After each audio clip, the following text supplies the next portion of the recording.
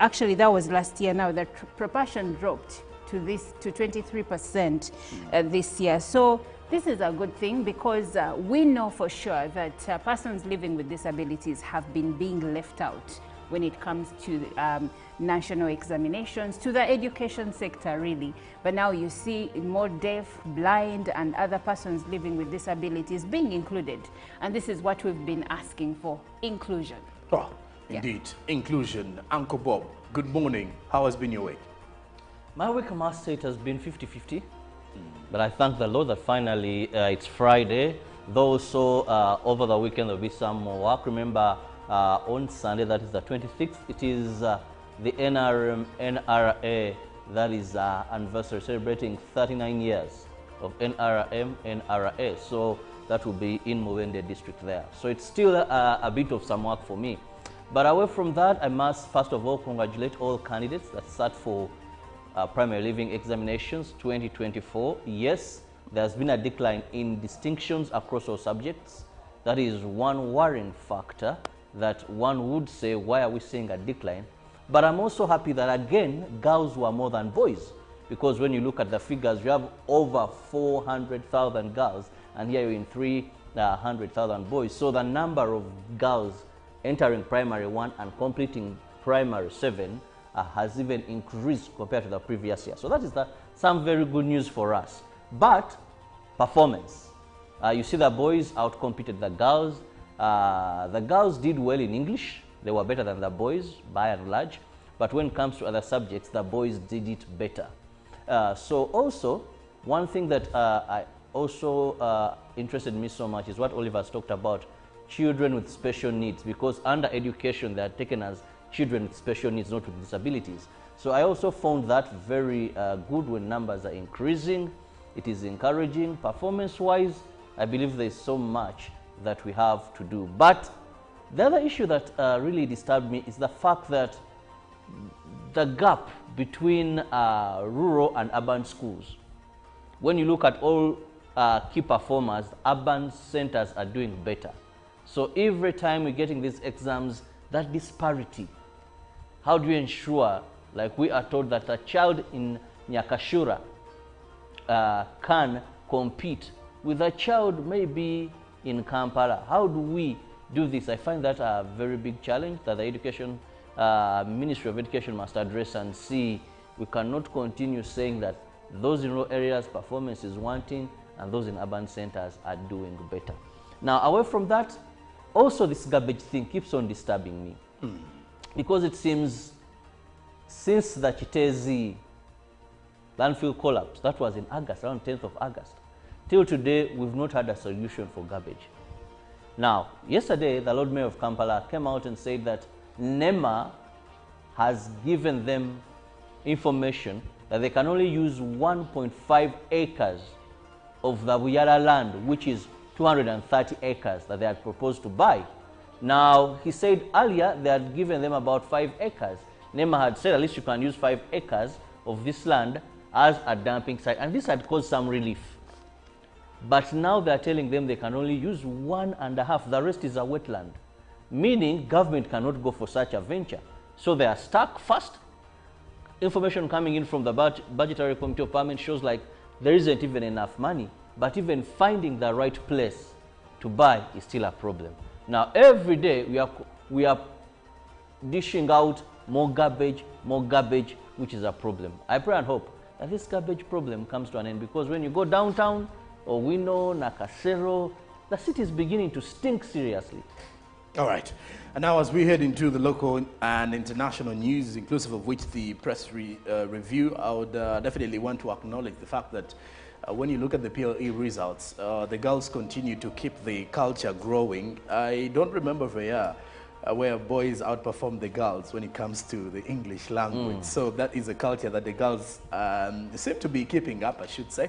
And, the English or literature teachers would be very proud of that. But that mentioned, what do we have in the local news, Robert? Well, President Yoweri Museveni has reiterated his call to give priority to indigenous families in the fishing communities to manage the lakes. According to President, the guidance from the government, the indigenous families will help to deal with the challenge of illegal fishing and promote sustainable fish production. President Museveni made the remarks yesterday in a live interaction with journalists in Busoga sub-region at State Lodge Kyotera. The session was part of President Museveni's ongoing 4-day wealth creation and parish development model PDM performance assessment tour in Busoga sub-region. President Museveni explained that lakes are being destroyed by non-natives who went to the fishing community for business purposes. He therefore directed his special assistant in charge of press and mobilization, Haj Farouk Chirunda, to conduct a research on the matter as well as meet the indigenous families in May 2025 to forge a way forward on protecting the lakes. On the other hand, President Museveni revealed that he was going to order for the arrest and prosecution of people who encroached on Marongo Forest in Mayuge district. He said he was also going to cancel all their illegal land titles. 1.8% of the candidates who sat the primary leaving examinations in 2024 passed. However, there was a drop in the number of candidates who obtained Division 1. While releasing the results at State House Nakasero, the Minister of Education and Sports, General Museveni encouraged UNEP to provide teachers with additional guidance and training to gain better understanding and appreciation of assessment of mastery of knowledge and skills. Now, the Ministry of Education and Sports and Uganda Examinations Board released the 2024 primary leaving examinations that indicated a better performance of candidates compared to 2023.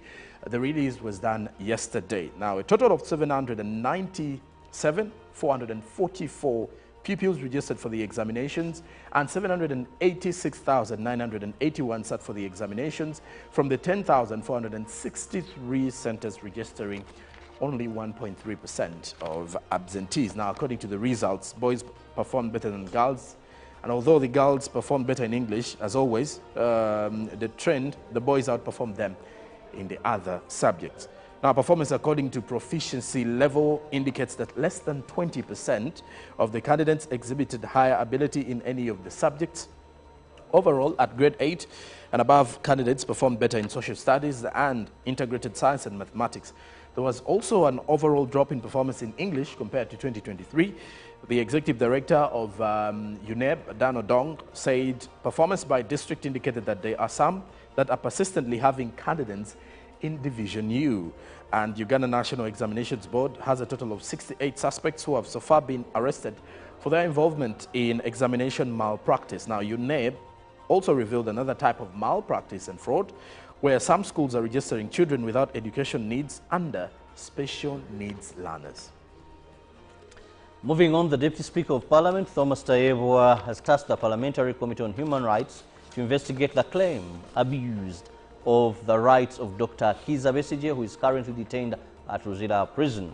The MPs cite that Besigye is detained, among others, being denied the right to food and visitors, adding that it poses health challenges to the former president of Forum for Democratic Change political party.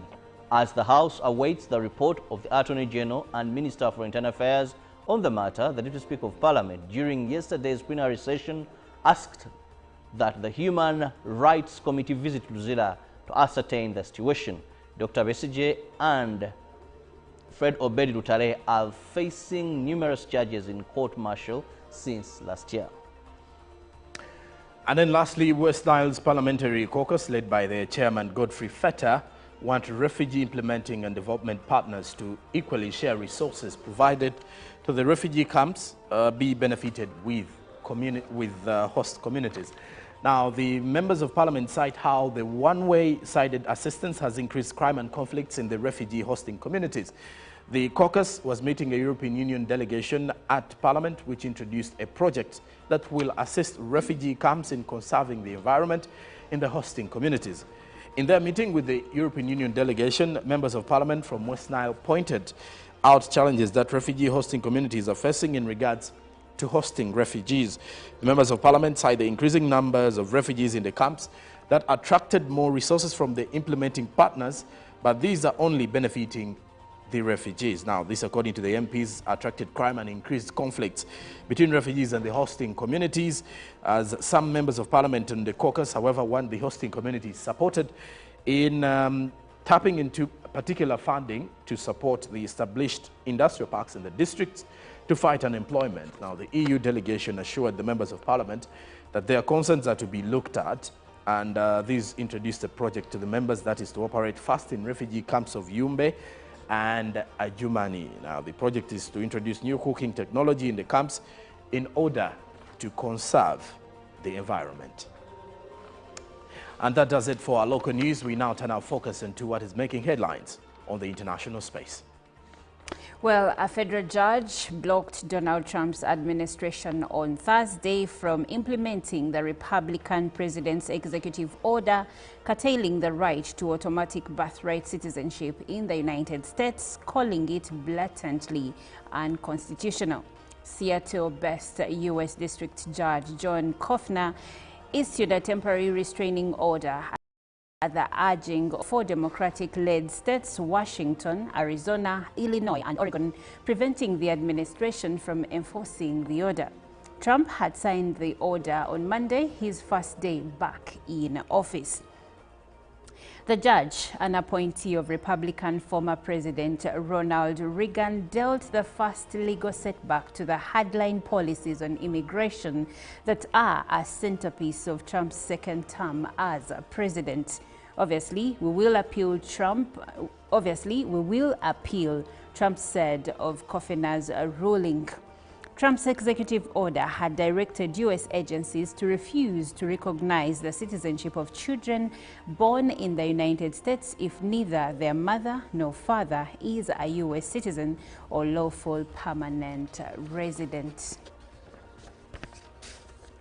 Now moving on, hundreds of civilians began leaving their homes in the Israeli-occupied West Bank on Thursday as Israeli forces continued military action around the city of Jenin, according to Palestinian officials.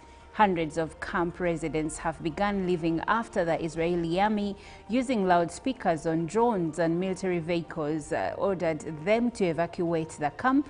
Jenin Governor Kamal Abu al-Rab told AFP news agency, referring to a refugee camp adjacent to the city. There are dozens of camp residents who have begun to leave, Jenin resident Salim Saad told AFP. The army is in front of my house. They could enter at any moment. Earlier this week, Israel launched a raid in the Jenin area, which it says is hotbed of Iranian-supported Palestinian militant activity. The operation started days into a ceasefire in its war with Hamas in the Gaza Strip. Prime Minister Benjamin Netanyahu said the West Bank operation, codenamed Iron Wall, aimed to eradicate terrorism in the area, especially in the refugee camp neighboring Jenin. Now, in its 4th day, the military operation has so far claimed the lives of at least 12 Palestinians and injured 40 more, according to the Palestinian Health Ministry, which doesn't distinguish between civilians and militants in its figures. Now back to East Africa. Panic spread in Goma on Thursday, with M23 rebels moving toward the city in Eastern Democratic Republic of Congo as they battle the Congolese military. Congolese helicopter gunships swooped over the plains to fire volleys of rockets, and troops headed in the direction of the front line to hold the rebels advancing on Congo's eastern provincial capital after previously capturing a series of towns. The M23 rebels have been making advances in recent weeks, closing in on Goma, which is home to around 2 million people and a regional hub for security and humanitarian efforts. M23 is one of around 100 armed groups that have been trying to get a foothold in the mineral-rich eastern Congo along the border with Rwanda in a decades-long conflict that has created one of the world's largest humanitarian crises. As a result of the ongoing fighting, over 7 million people have been displaced. Earlier this month, the M23 rebels seized the towns of Minova, Katale, and Masisi, that is in west of Goma. The people of Goma have suffered greatly like other Congolese. An M23 spokesperson, Lawrence Kanyuka, posted on X. M23 is on its way to liberate them and they must prepare to welcome this liberation, he said. Well, away from that, let's turn our focus on the press review. We start off with what the New Vision is reporting. Best PLE pupils and schools, the countrywide ranking of schools and districts. The front page of the New Vision is giving you more of that. Now, the top schools here, you'll see Seta Junior School, Mukono. There's Janan Day and Boarding, Toriagenda Foundation, Seta Junior School, Rio Quality, Udesi Primary, Landmark Junior School, Kanande, Model Quality Junior School, Kayanja, quite a number of schools, a total of 18 that are at the top page of the New Vision. And then you can also see some faces at the page, the front page of the New Vision today for the best performing pupils. Now, in matters of wealth creation, Busoga, PDM success impresses President Museveni. And then the Beat magazine, Mr. and Miss Bukede, gets open for the grand finale today. You can find more details there, and also vote for your favorite Miss. Then away from the New Vision, we look at the Daily Monitor, the best of PLE. The Daily Monitor also highlights details as well. You can see a full page of faces. The better results released yesterday showed that candidates who sat the 2024 PLE scored fewer distinctions but achieved better overall performance than their 2023 counterparts. Now, the best in Kampala, you can see Little Stars, St. Kizito Y, Say, Buziga Islamic. Then there's a St. Kizito School, Kansanga, Chibedi Primary School, Victoria Mutundwe, Golden Junior Kawala, Mbuya Parents, Castle Junior School. There is also Good Times in Perere, who are also among the top performers in there. Now, also the best UPE schools by Division 1 have also been highlighted. Then best schools countrywide have also been highlighted. Best non-UPE schools have also been highlighted by the Daily Monitor today. Now, away from the Daily Monitor, we turn our focus onto the Gazette, and the Uganda Gazette highlights quite a number of contents this very week. Looking at it, the Commissioner for Auth Advocates Act notices, the Education Pre-Primary, Primary and Post-Primary Act notices are also highlighted here. The Water Act notices, the Advocates Act notices, the Companies Act notices, the Copyright and Neighboring Rights Regulations notices, the Biofuels Regulations notice, the Local Governments Rating Act notice, the Police Control of Private Security Organizations Regulations notices, the National Environment Act notice, Bank of Uganda notice, the Car Kwaro Acholi Constitution 2024, and then there's the Trademarks Act registration of application and advertisements as well within. Now, looking also into the supplements of what is likely to be found in the Gazette for this week is the statutory instruments. There is something to do with the capital markets, Corporate Governance Regulations 2025, top of the supplements, the Capital Markets Licensing and Approval Regulations 2025.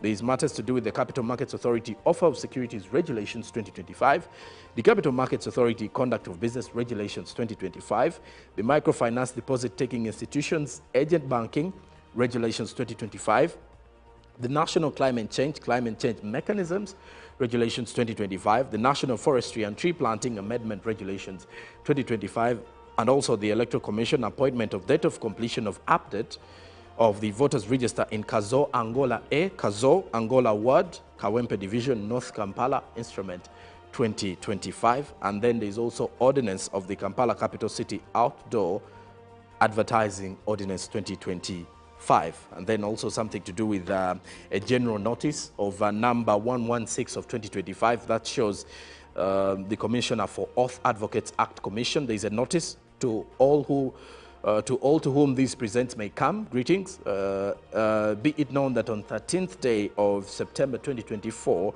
Namwanje Justin, an advocate of the High Court, has been appointed to be a commissioner for Auth under the above-mentioned act for so long as she continues to practice as advocate and the commission is not revoked. This is signed by Alfonso Chigemoy Owenyi Dolo, who is the Chief Justice. And then also there is something to do with Patrick Mugalula, who is also an advocate of the High Court, also being admitted or being appointed. Also, the Chief Justice's signature on top of that. So those are some bits of the Uganda Gazette that you can get at only 500 Ugandan shillings. Now, lastly, from our press review, we head to Kenya. This particular report is coming in from the Daily Nation. Alarm as Kome's security has been withdrawn. Dispute. The police service says officers recalled to attend promotion courses and replacements are in place for the Chief Justice, Martha Koome, in Kenya. Now, Broke schools hit dead end, according to the Daily Nation. In between the lines, 64 billion is what the government owes schools in capitation over the past 4 years. And then in matters crime, Sarah Cohen seized in City, and she is set to face fresh murder charges. And then, also in the other news, in the courts, judges declined to suspend Gachagua Oster petitions. That is also within the Daily Nation. Also, an open letter to the president on the competency-based curriculum. That is also in the Daily Nation. Well, now that mentioned, as we're heading into break, today is a Friday, and our inspiration song of the day is coming in from the man of the moment, King Saha. And this is titled Ebise Rebio, and it's a song where you can, you know, just throw back memories of how far you've come as an individual in regards to whatever you're doing, from school, work, marriage, relationships, what have you. And when we do return, we shall be having our conversation in the newsreel. Good morning.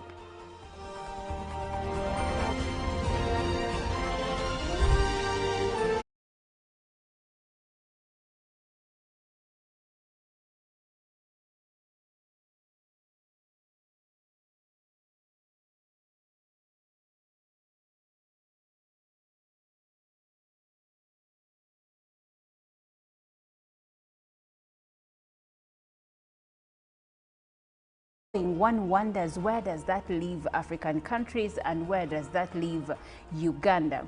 We know that there is a new strain of malaria on the horizon, even here in Uganda, that is a bit drug resistant. Now, there is need for research, there is need for new drugs, and if one of the biggest funders is withdrawing, it's national